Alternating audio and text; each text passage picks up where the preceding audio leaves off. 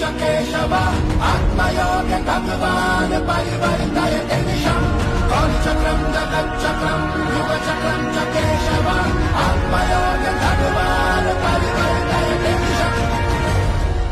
માખણનો માખણનો માખણનો માખણનો ચોર મારો રાજા રણ ચોર છે.